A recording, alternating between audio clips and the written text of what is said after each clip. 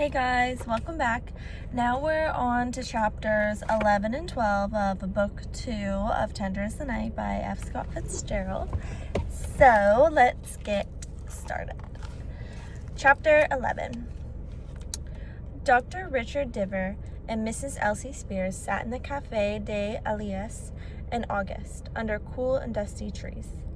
The sparkle of the mica was dulled by the baked ground, and a few gusts of mistral from down the coast seeped through the estuary and rocked the fishing boats in the harbor, pointing the mast here and there at the featureless sky.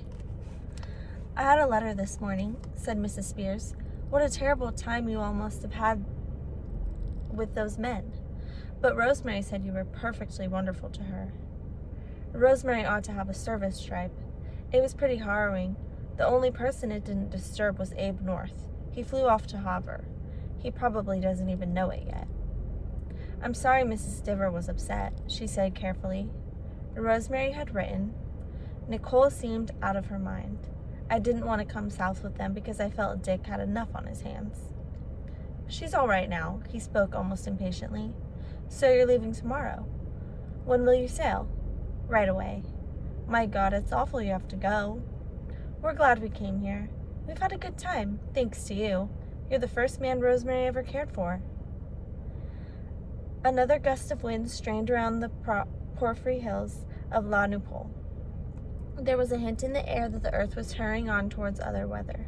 The lush midsummer moment outside of time was already over. "Rosemary's had crushes, but sooner or later she always turned the man over to me." Mrs. Spears laughed. "For dissection." "So I was spared."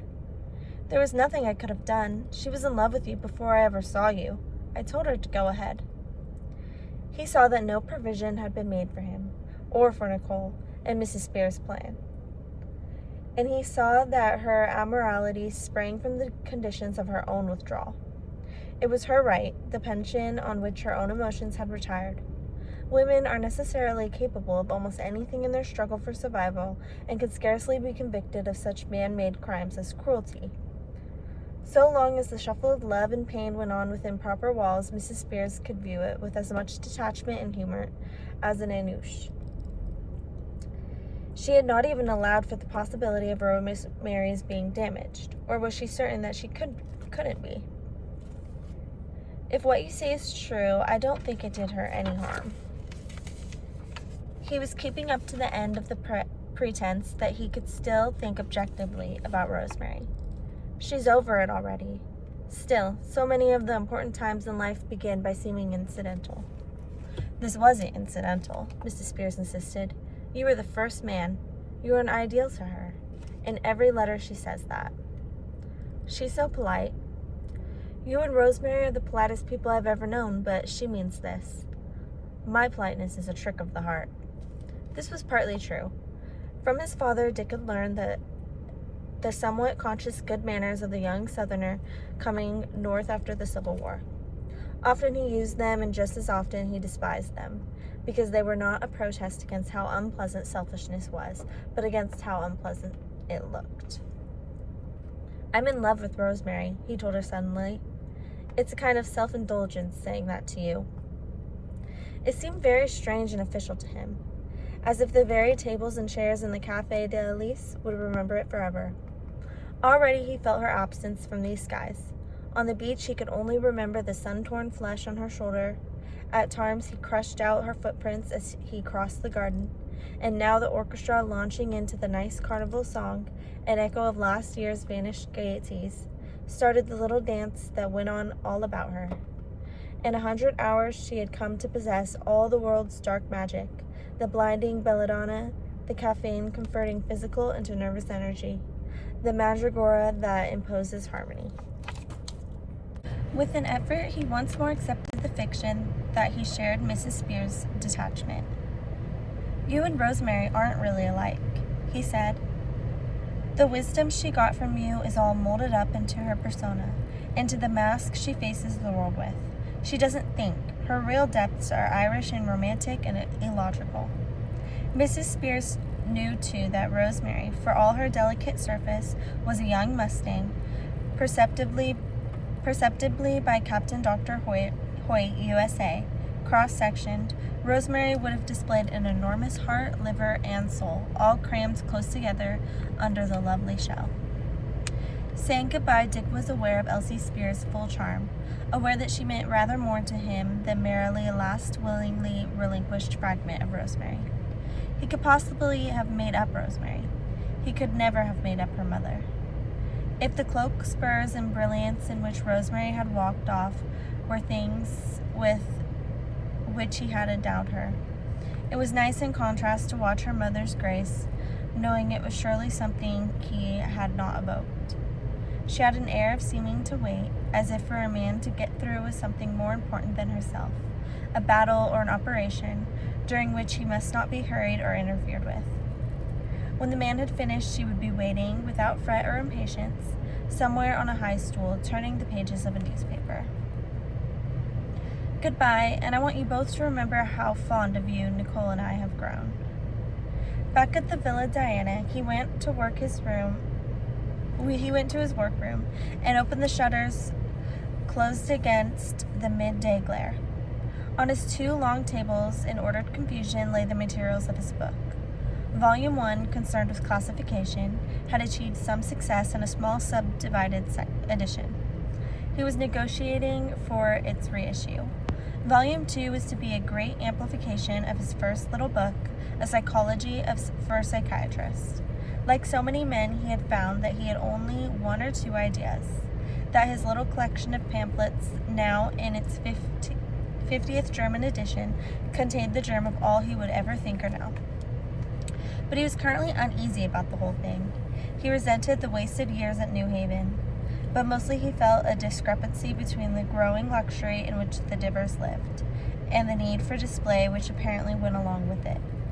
Remembering his Romanian friend's story about the man who had worked for years on the brain of an armadillo, he suspected that patient Germans were sitting close to the libraries of Berlin and Vienna, callously anticipating him. He had about decided to brief the work in its present condition and publish it in an undocumented volume of 100,000 words as an introduction to more scholarly volumes to follow. He confirmed this decision walking around the rays of late afternoon in his workroom.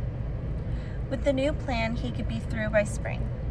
It seemed to him that when a man with his energy was pursued for a year by increasing doubts, it indicated some fault in the plan.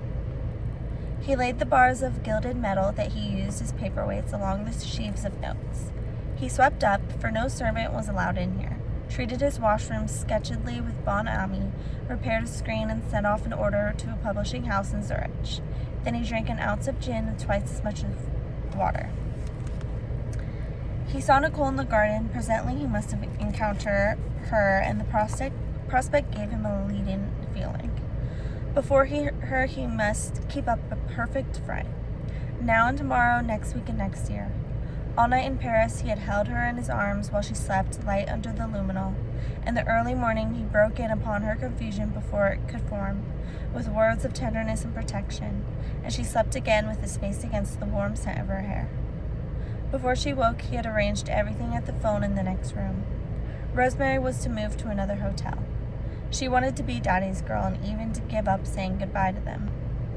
The proprietor of the hotel, Mr. Macbeth, was to be the three monkeys. Picking amid the piled boxes and tissue paper of many purchases, Dick and Nicole left for the Riviera at noon. Then there was a reaction. As they settled down in the wagon lit, As they settled down in the wagon lit, Dick saw that Nicole was waiting for it, and it came quickly and desperately before the train was out of the center. His only instinct was to step off while the train was still going slow, rush back and see where Rosemary was, what she was doing. He opened a book and bent his pince-nez upon it, aware that Nicole was watching him from her pillow across the compartment. Unable to read, he pretended to be tired and shut his eyes, but she was still watching him, and though still she was half asleep from the hangover of the drug, she was relieved and almost happy that he was hers again. It was Worth with his eyes shut, for it gave a rhythm of finding and losing, but so as not to appear restless as he lay like that until noon. At lunch, things were better. It was always a fine meal, 1,000 lunches in inns and restaurants, wagon lids, buffets, and airplanes were a mighty collation to have taken together. The familiar hurry of the train waiters, the little bottles of wine and mineral water, the excellent food of the Paris Line's Mediterranean gave them the illusion that everything was the same as before. But it was almost the first trip he had ever taken with Nicole that was going away rather than a going toward. He drank a whole bottle of wine save for Nicole's single glass, then talked about the house and the children. But once back in the compartment, a silence fell through them like the silence in the restaurant across from Luxembourg. Receding from a grief, it seems necessary to retrace the same steps that brought us here. An unfamiliar impatience settled on Dick. Suddenly Nicole said, "It seemed too bad to leave Rosemary like that. Do you suppose she'll be all right?" "Of course, she could take care of herself anywhere." Lest this belittle Nicole's ability to do likewise, he added, "After all, she's an actress, and even though her mother's in the background, she has to look out for herself. She's very attractive." "She's an infant." "She's attractive, though." They talked aimlessly back and forth, each speaking for the other. "She's not as intelligent as I thought," Dick offered. "She's quite smart." "Not very, though. There's a persistent aroma of the nursery." "She's very, very pretty," Nicole said in a detached, empathetic way. "And I thought she was very good in the picture." "She was well directed. Thinking it over, it wasn't very individual." "I thought it was. I could see how she could be very attractive to men." His heart twisted. "To what men? How many men?" "Do you mind if I pull down the curtain?" "Please do. It's too light in here." "Where now? And with whom?" "In a few years, she'll look 10 years older than you." "On the contrary, I sketched her one night on a theater program. I think she'll last." They were both restless in the night. In a day or two, Dick would try to banish the ghost of Rosemary before it became walled up with them, but for the moment he had no force to do it. Sometimes it is harder to deprive oneself of the pain than of a pleasure, and the memory so possessed him that for a moment there was nothing to do but to pretend. This was more difficult because he was currently annoyed with Nicole, who, after all these years, should recognize symptoms of strain in herself and guard against them. Twice within a fortnight she had broken up. There had been the night of the dinner at the Tarms, when he had found her in her bedroom, dissolved in crazy laughter, telling Mrs. McCusko she could not go in the bathroom because the key was thrown down the well. Mrs. McCusko was astonished and resentful, baffled and yet in a way comprehending. Dick had not been particularly alarmed then, for afterward Nicole was repentant. She called at Goss's hotel, but the McCuskos were gone. The collapse in Paris was another matter, adding significance to the first one. It prophesied possibly a new cycle, a new pause of the malady. Having gone through unprofessional agonies during her long relapse following Topsy's birth, he had, perforce, hardened himself about her, making a cleavage between Nicole sick and Nicole well. This made it difficult now to distinguish between a self-protective professional detachment and some new coldness in his heart. As an indifference cherished or left to atrophy becomes an emptiness. To this extent, he had learned to become empty of Nicole, serving her against his will with negotiations and emotional neglect. One writes of scars healed, a loose parallel to the pathology of the skin, but there is no such thing in the life of an individual. There are open wounds, shrunk sometimes to the size of a pinprick, but wounds still. The marks of suffering are more comparable to the loss of a finger or of the sight of an eye. We may not miss them either, for 1 minute in a year, but if we should, there is nothing to be done about it. Chapter 12. He found Nicole in the garden with her arms folded high on her shoulders. She looked at him with straight gray eyes, with a child-searching wonder. "I went to Kane's," he said. "I ran into Mrs. Spears. She's leaving tomorrow. She wanted to come up and say goodbye to you, but I slew the idea." "I'm sorry. I'd like to have seen her. I like her." "Who else do you think I saw?" "Bartholomew Taylor. You didn't." I couldn't have missed that face of his, the old experienced weasel. He was looking over the ground for Ciro's menagere. They'll all be down next year. I suspected Mrs. Abrams was a sort of outpost. And Baby was outraged the first summer we came here. They don't really give a damn where they are, so I don't see why they don't stay and freeze in Deauville. Can't we start rumors about cholera or something? I told Bartholomew that some categories died off like flies here. I told him the life of a sec was as short as the life of a machine gunner in the war. You didn't. No, I didn't, he admitted. He was very pleasant. It was a beautiful sight, he and I shaking hands there on the boulevard. The meeting of Sigmund Freud and Ward McAllister. Dick didn't want to talk. He wanted to be alone so that his thoughts about work and the future would overpower his thoughts of love and today. Nicole knew about it, but only darkly and tragically, hating him in a little, in an animal way, yet wanting to rub against his shoulder. The darling, Dick said lightly. He went into the house, forgetting something he wanted to do there, and then remembering it was the piano, he sat down, whistling, and played by ear. Just picture you upon my knee, with tea for two and two for tea, and me for you and you for me. Through the melody flowed a sudden realization that Nicole, hearing it, would guess quickly at a nostalgia for the past fortnight. He broke off with a casual chord and left the piano. It was hard to know where to go. He glanced about the house that Nicole had made, that Nicole's grandfather had paid for. He owned only his workhouse and the ground on which it stood. Out of $3,000 a year and what dribbled in from his publications, he paid for his clothes and personal expenses, for cellar charges, and for Lanier's education, so far confined to a nurse's wage. Never had a move been contemplated without Dick's figuring his share.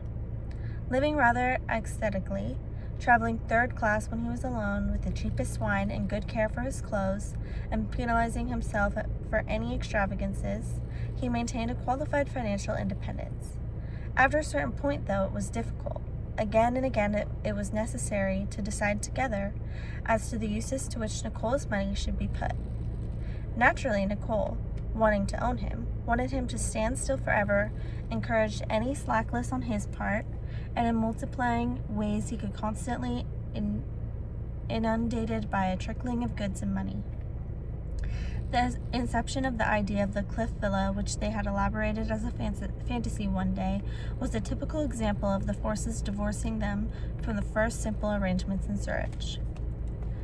Wouldn't it be fun if it had been, and then, won't it be fun when? It was not so much fun. His work became confused with Nicole's problem. In addition, her income had increased so fast of late that it seemed to belittle his work. Also, for the purpose of her cure, he had for many years pretended to a rigid domesticity from which he was drifting away, and this pretense became arduous in the effortless immobility, in which he was inevitably subjected to microscopic examination. When Dick could no longer play what he wanted to play on the piano, it was an indication that life was being refined down to a point. He stayed in the big room a long time, listening to the buzz of the electric clock, listening to time. In November, the waves grew black and dashed over the seawall over the shore road. Such summer life as had survived disappeared from the beaches were melancholy and desolate under the mistral and rain. Gauze's hotel was closed for repairs, and enlargement in the scaffolding of the summer casino at Juan Le Pin's grew larger and more formidable. Going into Canes or Nice, Dick and Nicole met new people, members of orchestras, restaurants, horticultural enthusiasts, shipbuilders, for Dick had bought an old dinghy, and members of the Syndic d'Initiative. They knew their servants well and gave them to the children's education. In December, Nicole seemed well knit again. When a month had passed without tension, without the tight mouth, the unmotivated smile, the unfathomable remark, they went to the Swiss Alps for the Christmas holidays. All right, that's the end of the chapter. So, that was very interesting. So he met with Rosemary's mom, who just was like, yeah, I like you and Nicole together, but like, I approve of you cheating on your wife and my daughter, which is just like, hello. And then his wife, he mentioned that his wife, Nicole, knows about the affair. but things are just moving on. But he's also stating how he's not happy. He wasn't really happy in his life. He feels like his accomplishments don't matter because her like wealth and problems and everything overshadow it. So more to come in the next chapters. Bye guys. Mwah.